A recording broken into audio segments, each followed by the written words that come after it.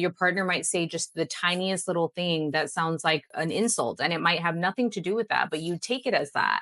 And you're like, yeah. And the more I think about it, the more I realize it actually had nothing to do with you. And it reminded me of my sister or my parents or my old best friend.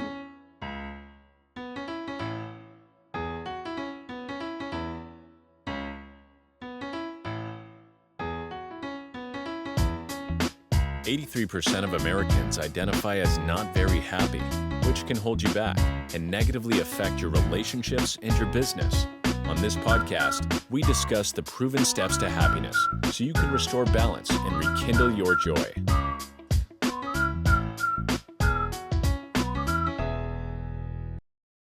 Welcome to another episode of How to Be Happier for Entrepreneurs. Today, we're super excited to talk to Alissa about navigating anxiety, self-esteem, and relationships. Before we start, let's hear from our sponsor, LimitlessYou. Hi, I'm Brad Chandler. My journey from flipping 4,500 homes to co-founding LimitlessYou began with a discovery.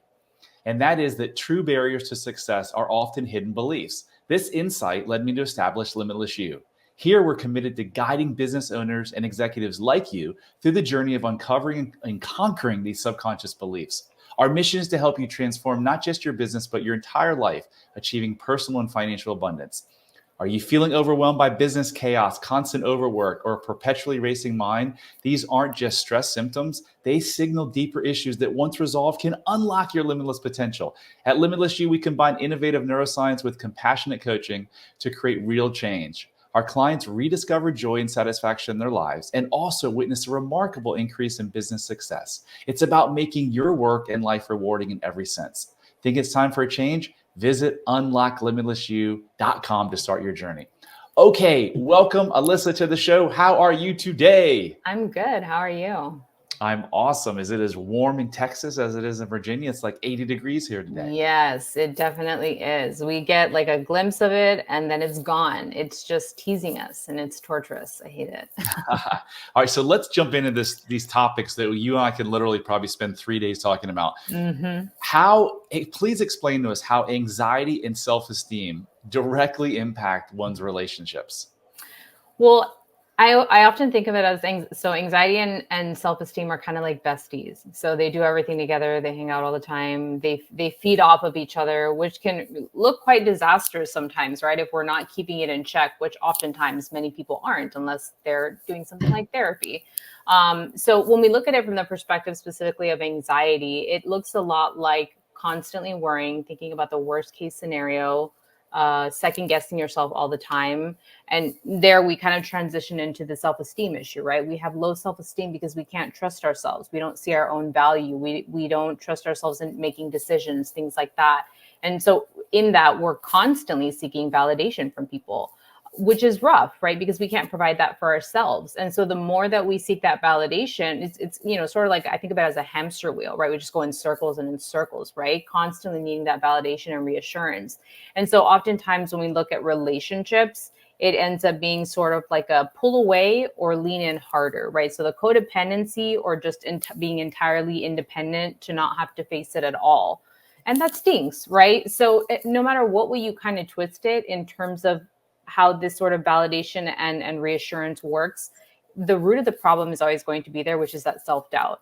So as long as that is still there, it will constantly be an issue within your relationships. And it also results in you kind of looking at yourself as someone who doesn't deserve better, right? So we tend to accept lesser versions of what we could have in our lives, especially in relationships, poor behavior, poor quality, things like that, because we don't see our own worth. So yeah, it's that, I think of it a lot as that hamster wheel, right? And those two best friends just running together on it. So you've been doing this for quite a time. I know you've worked with lots of clients. How often have you seen someone with extremely low self-esteem get into an intimate relationship with someone with extremely high self-esteem? Oh, very often. In fact, I think that's kind of in terms of, say, for example, the person with really high self-esteem may, and I guess this depends if it's sort of a person who takes advantage of it, right? So someone with really high self-esteem is going to take advantage of the fact that somebody has low self-esteem, and that can kind of boost them up in a negative way, of course, right? So it's a really twisted way. And some might say maybe that's not high self-esteem, that's toxicity, right? It kind of is. But I think it gives them that power anyway. And ultimately, it still makes you feel like you have this really high self-esteem because the person that you're with is somebody who doesn't have the confidence in themselves. And so you kind of control everything. You're the sort of the puppet master. So yeah, it's actually quite common. It usually doesn't look very good, doesn't last very long, but it does happen, you know? Because I have found, at least with myself, that, I talk a lot about self-love, which is so similar to self-esteem, right? But I all the time say that someone with lack of self-love hardly ever matches with someone with extreme self-love, because we usually match to the level of trauma. And that's what I did in all of my relationships. I also found people who lack self-love, and it was a constant. It was a constant battle, like you said, of trying to validate. And then the other Yeah. person needed validation. And now I'm in a completely different relationship because I've done the healing, and the whole dynamic of the relationship is different. Like, I don't shut Yeah. down. I don't go into fight or flight when she comes to me with a problem. It's just, it's amazing. Yeah. Yeah. And there's the other end of it too, of course, right? Where like somebody with a positive, maybe high self-esteem could provide something really beneficial to somebody with low self-esteem. The only struggle with that, of course, is that it may become, like we talked about before, a little bit of that dependence, in that the person with low self-esteem may need their partner with high self-esteem in order to feel better, right? But is it possible for that to be a great matchup? 100%. It's just about having the right tools. That's really ultimately what it comes down to in so many different types, not even just with self-esteem, but in so many different contexts. So I want to hear about the source of these problems, but first let's go to these tools, because you mentioned the tools. Mhm. What are some of the best tools that, whether you're matched with someone in terms of their exact same self-esteem level or not, what Mhm. tools do you recommend? You mean like in the work that I do, or just in general? Yeah, either. Just if someone's listening to this and they're struggling in their relationship, Mhm. what are some tools you can recommend to help them? Yeah, well, I think one of the really big things, this sounds so obvious sometimes, but like communication, it's such a crucial part of, especially in relationships, and especially in romantic relationships too, but really in all relationships, it's extremely important. So making sure that you are communicating effectively with your partner, that also helps with building upon your self-esteem. It causes you to feel more powerful, feel better, and it also leads your anxiety to lose its power. So that is part of it. And I think in the context of in the way that I do the work, it will almost always go back to communication, but the way that you practice these communication skills has a lot to do with it. So what I do in my work, whether it's couples therapy or individual, I use it in both. Have you ever heard of the Gottman method? Oh yeah. Yeah. Okay, yeah. So John Julie Gottman, they did amazing research. It's some of the most interesting research I've ever seen on couples. The way that they kind of formulate it in like this apartment type thing, people can look that up, right? But the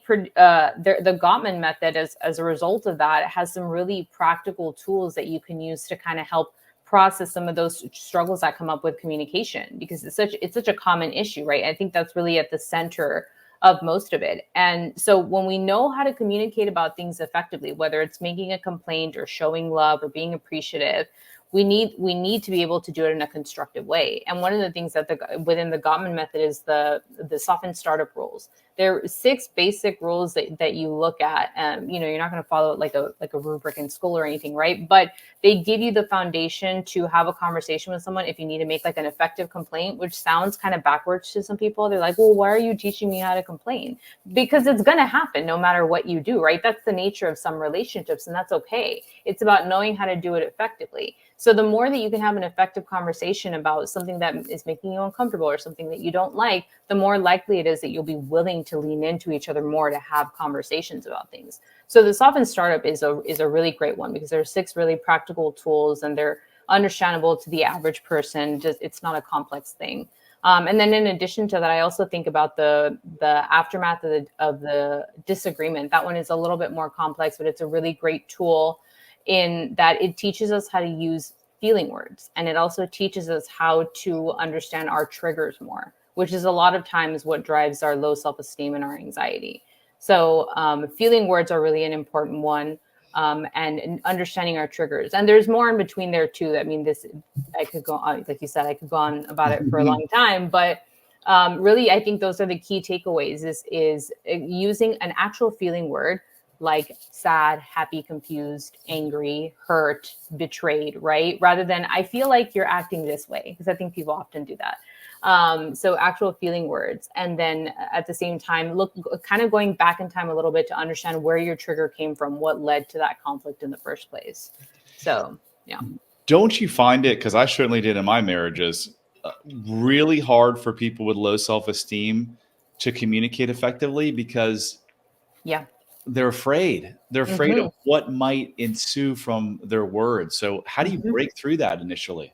Well, it's consistency. Like consistency is such a huge part, especially when you have low self-esteem. It's really difficult because of that exact fear that you're talking about. We fear the consequences. We fear what we're going to be perceived as by other people. So like when you meet someone new or when you've been with someone for a few months, you cater, you people please, because you want to make sure that you hold on to them, because that's what's going to keep you alive, is holding on to them. And it's so scary. And again, there's the anxiety and self-esteem working together. So scary. We think about the worst case scenario. If I don't do what they want, something terrible is going to happen. So much of it is consistent action and learning how to change that, right? In order to build up your self-esteem more. So the really scary thing, of course, is saying what you need, like practicing speaking up for yourself and saying what you need. And I know that's one of the most uncomfortable things for people to do. And then next is also setting boundaries, like knowing how to set and maintain healthy boundaries with people. And I think sadly, the perception of boundaries can be really negative. If you look at it in the real world, the way that people perceive what a boundary is, it's looked as like selfish. You only care about yourself. It's all about you. You don't even care about me, right? When in reality, that's the opposite of what boundary setting is. It's about taking care of both of you, but especially yourself, because oftentimes that goes out the window relatively quickly.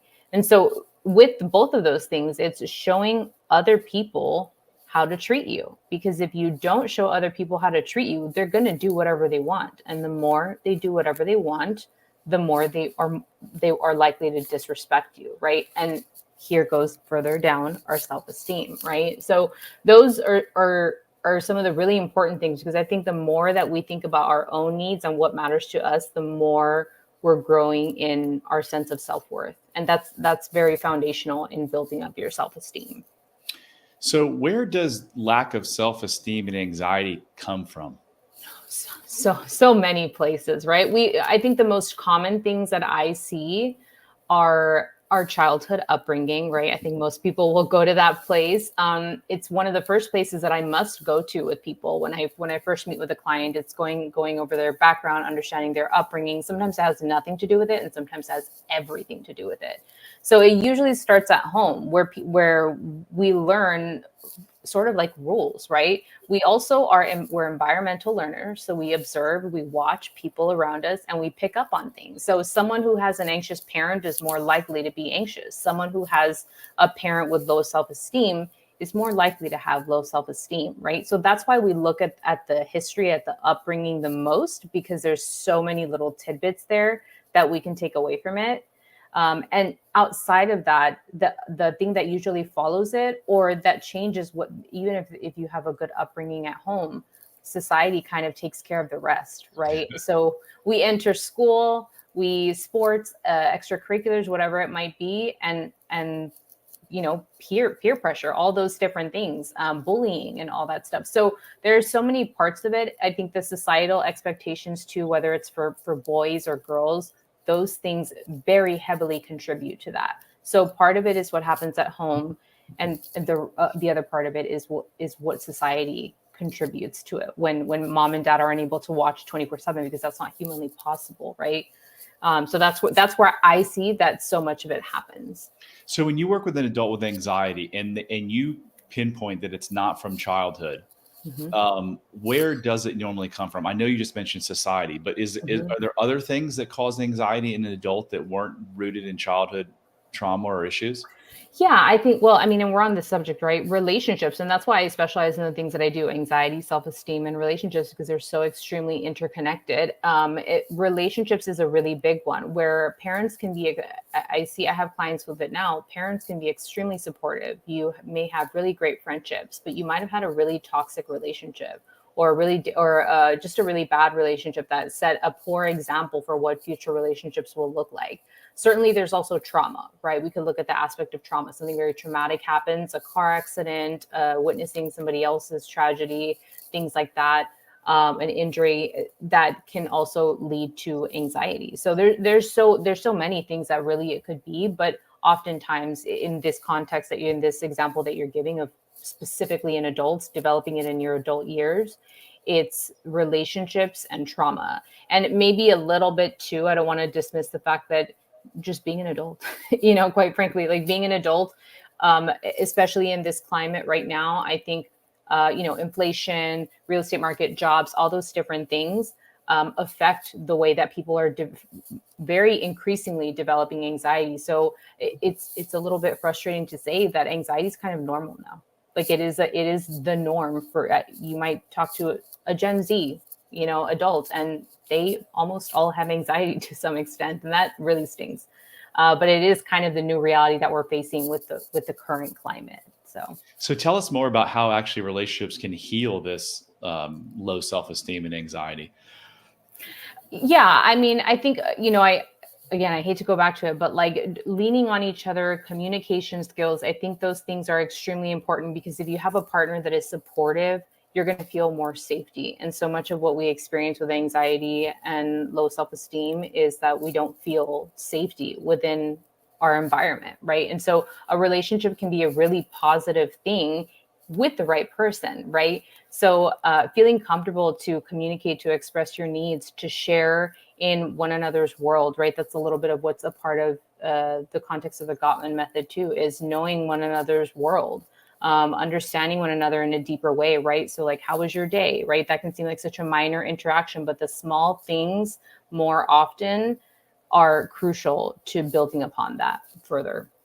Yeah, I know in my two marriages that didn't work, there was no safety. I mean, I didn't feel safe, and I'm sure they didn't feel safe either. So it made it even worse with my low self-esteem to go and broach a subject that was a really hard conversation, because I guess neither party knew what they were going to get, right? Yeah. It helps when at least one person knows a little bit about it, right? Like, for example, I think in my relationship with my husband, I'm a therapist, right? So maybe that's a little, that's biased, right? But I tend to be the one who's more able to be emotionally expressive, and he is less so. And that's a little bit of generally speaking, men struggle with that more. Women are more likely to it. Not only that, again, I'm a therapist. So in that dynamic, it really helps when at least one person has some kind of good relationship with their own emotional reasoning, because one can be very logical, one can be very emotional, but we need one person at least to have a little bit of something. Otherwise, when there's two people who are both overly emotional or overly logical, rarely do we get anywhere good. We can learn to, absolutely, but like if it stays that way, we don't accomplish a whole lot. And yeah, no safety there. What do I do? Where do I go? I don't know. I'm scared, and it's really frustrating. Yeah, now the relationship I'm in, there's a lot of safety, and we feel comfortable saying pretty much anything, and it's just such a relief. It's like that. It's a huge relief. True freedom, right? Is to be able to be your authentic self. But yeah, so many of us, because when we were our authentic selves as a kid, it didn't get good results. So we're like, oh, this isn't good. And you spoke about survival. If you upset the parents, that 6 million year old primitive brain's like, you're gonna get kicked out of the tribe. So we do everything we can not to upset the parents. And then we just keep doing it the rest of our lives. Yeah. Those are the little ways that we don't think about as adults. Like, well, what happened? Nothing really happened to me. My parents were fine. My parents did everything normal. And in reality, there's like tiny little pieces following behind you that you're kind of dragging with you, right? They're like little tiny pebbles. And over the years, it just kind of piles up over and over. And then you can hardly move anymore, right? Metaphorically speaking. And yeah, you don't notice it until you really kind of sit down and dissect it, because at first the other problem is we don't often learn about this stuff when we're younger. I think maybe we learn a little bit about communication skills, or like passive aggressive and assertive communication somewhere in elementary school. We never talk about it again. I didn't learn any of that from school. I don't remember it. I learned it from the work that I do and from my own therapy that I attended. So much of that is we don't know what to do with it. We don't know what we're supposed to be looking for. So we end up feeling kind of lost. Are you familiar with Gottman's approach or stance on contempt and how he did those videos and predicted? Yeah, predicted the percentage of divorce. Can you talk a little bit about that? Yeah, so the four horsemen, refers to them as the four horsemen of the apocalypse. So it's contempt, criticism, defensiveness, and stonewalling. And we could they're relatively self-explanatory. Stonewalling is the one that people get a little bit confused with. But stonewalling is essentially when you sort of mentally check out of the situation. It's similar to the silent treatment, but different. It's not always intentional. It's almost as if you black out a little bit. And so the more that those four things were exhibited within a relationship that they were observing in their sort of apartment setup that they had for their research, they had this apartment they would stay in for the weekend and they would watch couples. The more that they observed those four things, the higher likelihood they had that the couples were going to end in divorce. And they had I wish I remember the exact percentage, 90 something percent Yeah, it was like accuracy. 95%. 95%. Yeah, it was incredibly accurate. That's one of the best parts about the Gottman method is that there's a lot of accuracy, a lot of research as to why these things can be so detrimental to your relationship. And it was something like they only spent 15 minutes, a couple or something, and they just watched them interact on video, and then they saw if those 4 things that you just mentioned were present, and then Yeah. he made a prediction, and man, 95% accuracy. Yeah. So, Alyssa, if someone has those 4 things, are they absolutely doomed, or could they work through them and have a successful marriage? No, they can absolutely work through them. They just have to really be willing to enter together on this is what we're going to work on. That's really one of the saddest parts of the work that I do with couples is that one person is fully invested and the other one is not. And when that's the case, it can be really difficult to get two people on the same page. Not impossible, again, rarely are things impossible, but it can be really difficult to get them on the same page to practice the techniques, the skills, the tools that I'm sending them home with. But when two people are fully invested, their eyes are wide open, their ears are ready to activate and do all of the things that they need to do to make it better. So yeah, like this often startup, there's the aftermath of the disagreement that I mentioned. There's also creating shared meaning. There's so many different things within that can help you build perspective on what's happening on your end and what's happening on the other person's end. Are you trained in the Gottman method? I'm trained. I'm not certified. There is a distinction there, but I am trained. So I did level 1 and 2, I think, and I think level 3 is where you can get certified, right? And that's a choice, right? At the end of the day, most of the tools, almost all the tools from level 1 and 2, and that's where I learned everything that I know up to this point from it. So it's pretty essential for me. You mentioned earlier tools that you use. We have a tool that anyone can access on our website under resources, unlike LimitlessYou.com. It's called the Joy Regenerator. And it's all about when you feel negative emotion, you're in a fight or flight. So you take some breaths, Mhm. you identify the emotion, you then give yourself compassion for the emotion because not many people got that as a kid. You tell yourself a couple of things that you're grateful for, and then you figure out where's this emotion coming from? And it usually Mhm. comes from a thought. In my case, it's always the thought that I'm not enough, right? So Mhm. I just ask myself, am I enough? Is that true that I'm not enough? And of course it's not true. So I'm like, why am I going to stay in this sad state based on a thought that's not true? So Mhm. that's kind of round one. But when it comes to relationships, we have started to teach our clients, and I do this in my relationship, Yvonne, what you just did, it's not your fault, but what you just did made me feel sad, angry, lonely. Mhm. Can we talk through this so that I can better heal and we can Yeah. become better connected as a couple? Mhm. I tell you what, that's not how my previous relationships went. It No. was it was, "Yvonne, you did this, this, or this," or she'd come to me and say something, not her, but my previous marriages, and then I would immediately turn it on them. That was the fight part, and then for, like, 3 days, I'd be, like, cold and distant, and I hated it, Alyssa, and I didn't know it was like this anxiety in my chest, but I didn't know Yeah. why. Yeah. Yeah. And I think like, going back to what you were saying there, it's like what is the thought? And I think even beyond the thought is again what I mentioned before, the trigger. This feeling of like I don't feel important or I don't feel valuable or worthy, whatever it might be. Where does that come from? Right. And you kind of go back in time. It's like a video that you're watching. I think that's how John Gottman kind of refers to it. It's like you're rolling through a video, rewinding it and trying to find in history, where did I learn that I wasn't valuable, that I wasn't worthy? Your partner might say just the tiniest little thing that sounds like an insult, and it might have nothing to do with that, but you take it as that, and you're like, "Whoa." Yeah, and the more I think about it, the more I realize it actually had nothing to do with you, and it reminded me of my sister, or my parents, or my old best friend. And that's where that came from, right? And you kind of the more you can push that out, the more you can look at what your partner says and not see hate or anger or want to immediately respond in defense. I always tell people that the arguments that you have with your spouse are never actually have anything to do with the actual argument. No. It's that brain of ours going back in the past. So I'm going to ask you this, and I want you to candidly tell me if you think I'm full of it or not. But I've said this 1,000 times. The problem in relationships are usually not the relationship. It's usually the relationship that each individual has with themselves. Yeah. And they bring that to the relationship. Yeah, definitely. 100%. And with the relationship you have with yourself is also dictated by the tools and the techniques and the skills that you have to manage these things, right? And that's what you bring into the relationship is either poor skills, mediocre skills, great skills, or somewhere there in the middle, right? And that's what will determine and that's why when you do something like couples therapy, your relationship has a greater chance because you start to realize we actually don't have the tools together combined in order to be able to do this. So we need somebody extra. Right. And I think so many people try to resist that.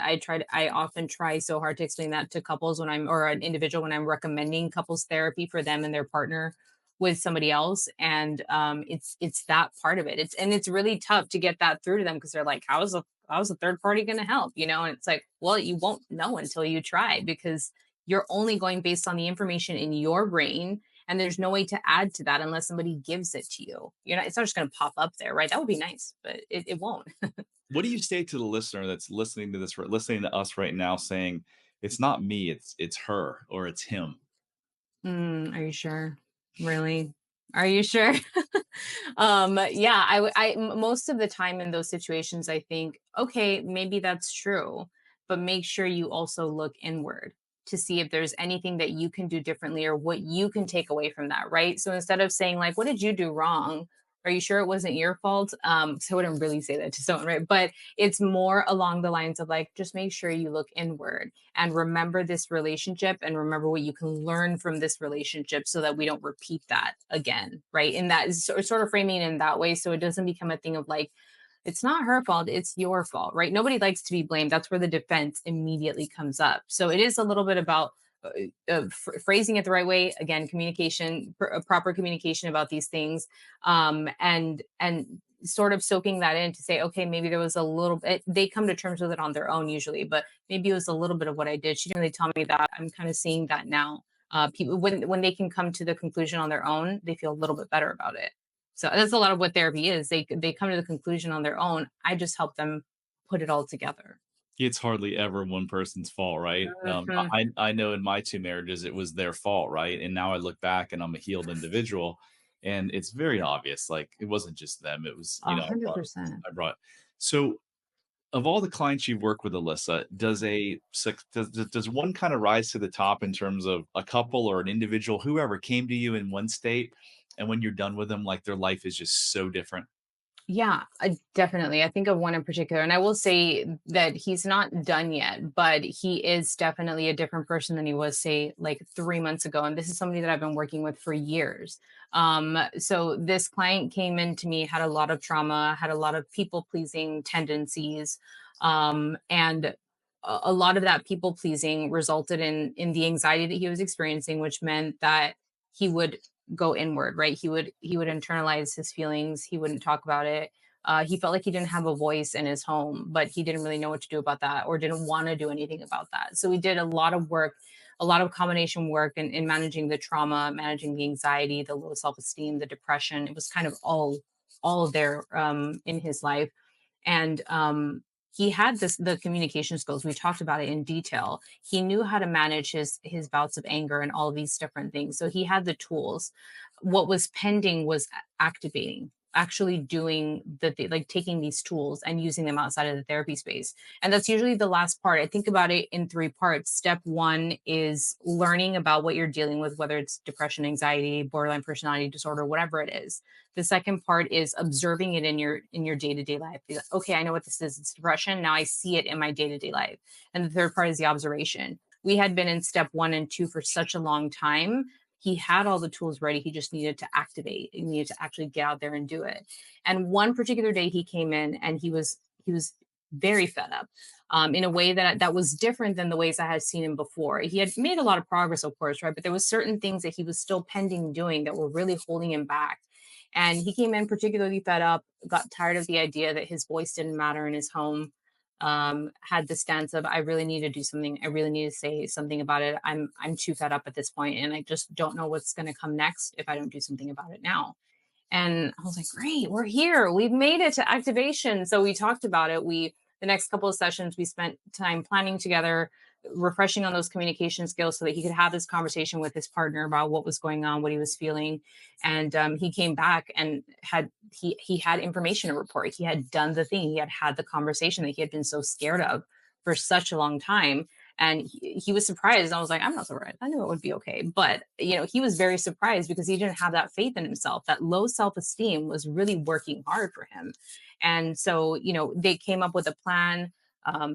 Process got going with what they needed to do for themselves and their relationship, their family. And since that point, that was about maybe 3 or 4 months ago, very different. Like, he's actually able to come into a session, and instead of saying it's been a crazy week, it's been rough, I've had a hard time, he says it's been pretty good. And that was really interesting for me to hear because it's consistent now, whereas before it was sporadic, it was all over the place. So that one really stands out to me a lot because we've done lots of work, and that's trauma, of course, right? So that can take a long time, but it's a really beautiful thing because sometimes you don't know where they're going along the way, and that kind of proved in all the ways that it could be a really great thing if you just use these skills that we talk about together. If you break through that anxiety and that self-esteem, the low self-esteem. Great stuff. If someone wants to find out more about you, Alissa, or work with you, where can they find you?